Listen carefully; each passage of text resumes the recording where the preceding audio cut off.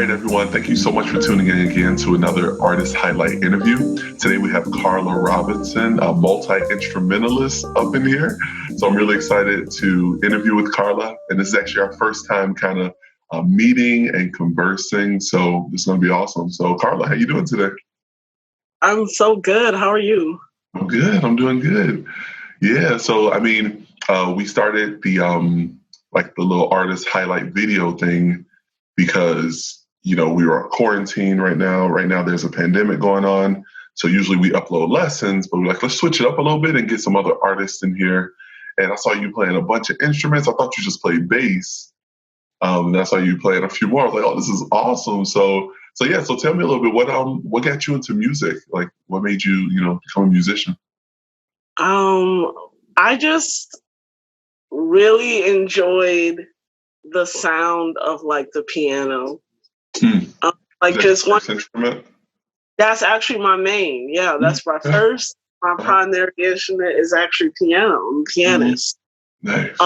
I just really enjoyed how it sounded and just the, how much that one instrument can do. Because you can play single lines, you can even play bass line parts on there. And I just thought it just was so cool. Yeah. I so happened to go to a performing arts high school. Okay. Dillard Center for the Arts. It's actually in Florida. I'm from Florida. Oh, you're from Florida. Okay, nice. From Florida. So I guess it just was like all in God's plan because I was a basketball player. Played ball. Way. Yeah. My whole life I played basketball. That's awesome. I was recruited to that school because it was one of the top basketball, like women's basketball teams. Mm-hmm. One of the top. Like they already had a lot of championships under their belt already. Mm-hmm. And they saw me, they recruited me, and it just so happened that that school also was like one of the top jazz programs. There we go. So around my junior year of high school, mm-hmm. I made that transition because it was kind of either I'm going to focus on trying to go to college for all, or I'm going to try to focus on going to college for music, and I chose music. Wow, that's insane. It's crazy. I have a buddy who, a really good friend of mine, he's in the NFL. He's been there for a couple of years, but he's also a piano player. And he played on my first record. And I remember having a conversation with him. I'm like, man, dude, like, you're a really good football player and you're a really great musician. He plays piano too. And I asked him, I was like, which one would you, pick? And he was just like, man, he's just torn between both of them because he's so passionate about both, So, on the side here, he still plays and all of that. But, praying on the, God calling him to play in the league, Yeah, that's amazing. That's insane. So you be playing ball. Okay, so are you in Florida right now? No, I'm actually in Illinois. Okay, you are in Illinois. Okay, so you moved up here? Yes. Okay, very nice. So who's your favorite basketball team in NBA? It was the Lakers, R.I.P. Kobe. Yeah. Yeah, we're pretty much the same person, you and me. Like you're literally just like my doppelganger. It's like you can ask my wife. I'm like, Kobe was my favorite from the beginning. Lakers, Phil Jackson. I mean, all the games. Like I watched all of it.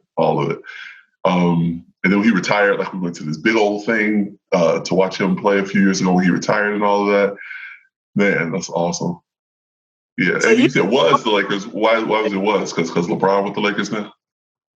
Well, because, when we retired, I just was like, I started really just focusing on music. And then it's kind of hard to catch the games and then be at a gig. Sometimes you're at a gig and the game is going, you just kind of lose it. Yeah. I mean, I grew up, in the 90s and stuff too. So we would always watch all the games when Jordan and them were winning. So I understand how like my uncles and them, like their thing is like after Jordan left, they were kind of like, I don't really care as much. I was the same way. Like when Kobe retired, I was like, I still watch it because I love ball, but I was like, I'm not like I have to catch every game, and keep the stats who's in the, I'm not big into it as much, Right. Yeah, that's awesome. But anyway, yeah, so we can talk about basketball all day. But yeah, so you decided to do that. So do you still ball? Like, do you still have, I mean, there's still so much you can do, like, without playing. Like, you can coach, you can start your own, side league thing. Like, so what do you do with that now? It's dormant right now, like whenever I see the opportunity for me to use that, like my knowledge of the game, I do bring it out. Like, let's say I'm just out at a park and I see some kids struggling or something, like to get a shot. I'm like, hey, I used to play ball. Like, you should hold it like this, stuff like that. It just would be such a time commitment for me to like actually say yes to helping somebody be an assistant coach. Mm-hmm. And I love my craft of being a musician way too much to anything get in the way at this point. That's just where I am right now. Like, nothing can like get in the way. I love it. Love it. Yeah. Now you perform. I know you write. We can talk about that in a bit, but you also perform. Mm-hmm. So what have you been doing right now during the pandemic when, we've been kind of shut down during this time? Now, I've done a couple live streams. Okay, nice. Live streams with jazz, like, because I play, my primary genre is jazz. I'm a jazz pianist. Nice. So I play in a group called the Jazz Trials in Yorkville at the law.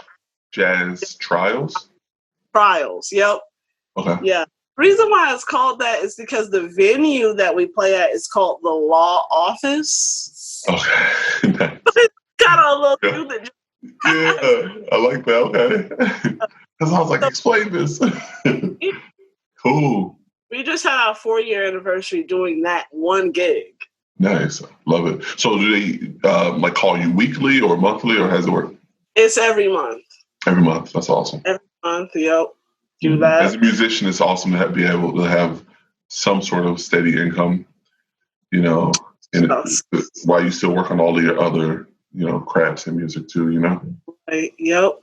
I love it. That's awesome. So you started with piano. Was that because someone in your family played? Like, how did you get the ear that you have? I have no idea. I think both of my parents are creatives. Like, my mother poetry, and my dad kind of can do a little bit of everything. Mm-hmm.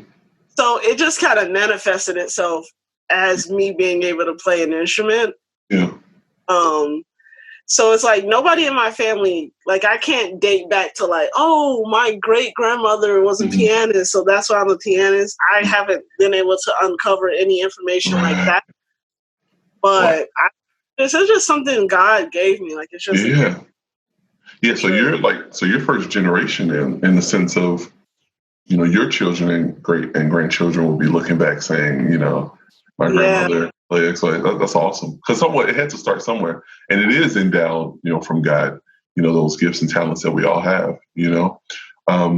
Like for me, both of my parents are entrepreneurs, and I think that's a part of the reason why, like, I always have so many business ideas, and I'm able to have conversations with people and pull out ideas for them. Like, even as you were talking about ball, I'm like, I start going all these ideas, like, here's some options and how you can lay it out with your schedule. I start thinking about stuff like that. But then on my mom's side, they all sang. So that's where the singing started. But as far as music, actually playing, I'm more so the one who plays, like, a bunch of instruments and stuff like that too, So yeah, it's just cool. Like, he just gives it to you for his purposes. Oh, what you say? I'm sorry. I say you play more than I play. I think you got like 2 on me. I don't know. I mean, so the first one was drums. And that's when Drumline came out with Nick Cannon back in the day. Wow. Yeah, and I went to the drummer in my church. I was like, hey, man, you got to teach me how to play drums, bro. And like, it was awesome. He like went in his office, gave me a snare, and just got me started with that. And from there, everything started. The albums, the music school, all of it. What was that? Oh, bass was next. And it was always at a need. Like, they needed a bass player at church. So like, okay, I'm going to learn it. They needed an acoustic guitar player. I'm going to learn it. Piano, piano player left. And then, it all kind of came from a need pretty much, That's how it happens for real. Because that was kind of at my church too. I'm not going to lie to you. Like, we was a real small little congregation. Yeah. There was a piano there, but nobody was playing it really. Mm-hmm. I just kind of like, let me try to do something. So I just like get around on it, and then eventually I was the church piano player, and it was just. And that's kind of how I got really good at using my left hand at an early stage. Like before I needed to be like, I was already trying to walk bass lines and like hold chords because we didn't have a bass player. It was neon keys. Mm-hmm. My little brother would try to hold like a little drum pattern. Oh, yeah. He didn't do that either. It was crazy. We were just these little key dinks, didn't know what we were doing. But, all for the glory. So it didn't matter. That's how you're passionate. When you're passionate about it, it can just keep developing, Right. Yeah. That's awesome. I love it. Cool. So have you released any original music, or do you mostly do cover songs? Like with the band, is it all cover? Do you guys record, or like what do you guys do outside of performing monthly? I've played in a lot of different bands that's done original music. Mm-hmm. So I've recorded quite a bit of original music as far as my personal original music. Okay. I just came out with a jazz tune called Coolin'. Yeah. So I came out with that on 4/20, April 20th. Nice. Good. So that was like my first original thing that I ever came out of. Because I just have this thing where if it's not exactly how I feel like it needs to sound, it's not coming out. I remember you telling me that. And seriously, like that's been a struggle for me right now because I'm working on my second record and everything's recorded. Like literally everything is tracked, everything. And right now I'm still mixing like the final touches. And so all those things where like you can take like forever to be like, oh, it has to be perfect. It's like, no, sometimes you just gotta just like release it too. But you want to get it as excellent as possible. But I remember when you sent me the music minute, you were telling me I was like, I'm sorry, it took a while. Like I need something to be perfect. I'm just like, hey, I'm telling you. But sometimes I'm just like, you just get a couple ears. You don't want too many hands in the pot, like they say. So you don't want 50 million people listening to you. So just get like a couple people be like, hey, it has this sound, does this sound, whatever. If they're like, oh, this is good, go for it. Right.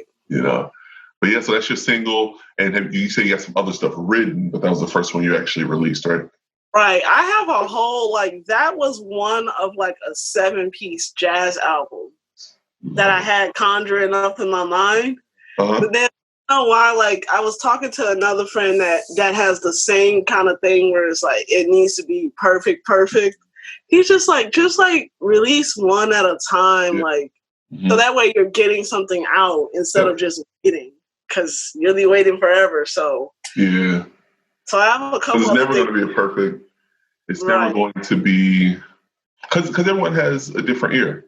Now, sonically, you can get stuff really good, but there's always going to be one person who's like, oh, I wish this instrument was in there, or I want the electric guitar to be a little louder. It's just it comes to your preference at the end of the day. And obviously, you got to be able to hear it and stuff is balanced and leveled, But at the same time, there's always going to be an opinion somewhere, True. Yeah. But that's awesome. Yeah, because even if you did a few singles, then eventually compile them later on one record with a couple of bonus ones or something. But yeah. Right. So where do you track? I track in my room. Yeah. Real young right now. Okay, nice. And how close are you to Chicago? I'm about an hour and a half away from Chicago. Like north or south? North. North. Okay, about an hour north. Like Evanston or more north? Or Gurney? Actually, no. I got my directions. I'm south. Oh, you're south. Now we're south. Would that be like? DeKalb. DeKalb. Oh, okay. Yeah. I know exactly what you're talking about. Oh, woo, yay. So fun. Right? I mean, south. People are south. I'm like, what's out there? Because my in-laws, they live out south. I'm like, everything you do, you got to come up north. So just move up north. What's the problem? I'm working on it. I definitely do. It's my lesson basis here. I've spent so much time creating a personal client base here that it's just do I really want to break away from that when I haven't worked hard to get it, So you teaching students too? Yeah, I teach. Like that's just about my full-time job now at this point. Good. Yeah. That's awesome. Cool. But what was I gonna say? I was gonna say, but yeah, but if you end up doing you want to record, this is our studio. So we shoot our lessons here, but this is a fully, this is a recording studio. Behind me, which I'm not gonna show the desk, that's the power of this little box to not show the extra stuff. But behind me, we got the computer, the speakers, the interface, Pro Tools, all of that good stuff. So yeah, you need to track. For sure. What do you use a DAW to record your stuff with? Yeah, I just use GarageBand. Use GarageBand? That's all you need. Because a lot of people, someone did a GarageBand, someone famous did a record, I think like GarageBand sessions. Mm-hmm. I think they were doing it to really show like you can pretty much just use this, to get your stuff out there. So yeah, I love it. That's awesome. But yeah, so you're gonna work on those future albums and stuff. And what kind of, I guess, like inspiring things would you tell up and coming musicians? Like you have students just like me. What's something that you would tell them as they move forward to become a musician? Always trust your ears and never give up on your dreams, because you're gonna most likely be the only person that can see the end result. Mm-hmm. So just make sure you keep your eyes on that end result. And like, of course, if you're trying to get to a big goal, there's going to be big obstacles, but you can't let those obstacles stop you. You got to remember how much you want the end result and just focus on that, and you'll be able to get there. Love it. What's some obstacles that they should maybe be aware of in this industry that we're in? Or what's some obstacles that you faced in this industry? Subpar performances. Every performance you give isn't going to be like, oh man, you just brought the house down. It's unrealistic to think that you're always going to do that. Mm-hmm. Sometimes when that happens, you can feel like, man, is this really for me? Like, yes, I put in the work. Yes, I practiced. Yes, I made the connections, but is this really for me? But you gotta like just remember that, it still can be for you. You can't let one or two bad performances stop you from like wanting to realize your goal. That's definitely a big obstacle. Your own self-doubt. Yeah. Oh man, that's good. I love that. That's so true. And that's what prevents people from actually starting. Mm-hmm. We hype ourselves up. What if they don't like this? Well, no one's gonna like anything if you don't release anything, So you got to just put yourself out there and trust the feedback. Just trust even the negative feedback and all that stuff, because it's all developing you. I know a big thing that kind of gave me tough skin was I got my degree in architecture, and they would tear us up all the time. Like just tell us like, this model is trash, or these drawings, all this stuff. And sometimes they would like tear it off or scribble on it, like redo this, all the. And then at first you're like, man, like, I didn't sleep last night, I worked hard on this, all this stuff. But then at the same time, it helps you to become excellent. And then also when they do that, to just kind of take it like, okay, I need to work on this, and not go and be like, oh, I quit. You can't do that. So yeah, it does definitely take that tough skin and telling yourself, I got to put this out there, and it may be some hiccups. I need to put this out there. I love that you said that. That's awesome. But yeah, we should work on some stuff together soon. That'd be dope. Yes. Yeah, especially right now where everything's virtual. We could put like a collab video thing together, something like that. That'd be awesome. Yeah, I'm down. Yeah, sweet. Cool. Well, Carla, thank you so much. Hey guys, we're going to actually put, her links down there to the new single that released back in April. You can follow her on Instagram. She posts her covers and originals and stuff on there as well. So we're going to put all those links below. Make sure you click, check it out, subscribe, follow, all of that.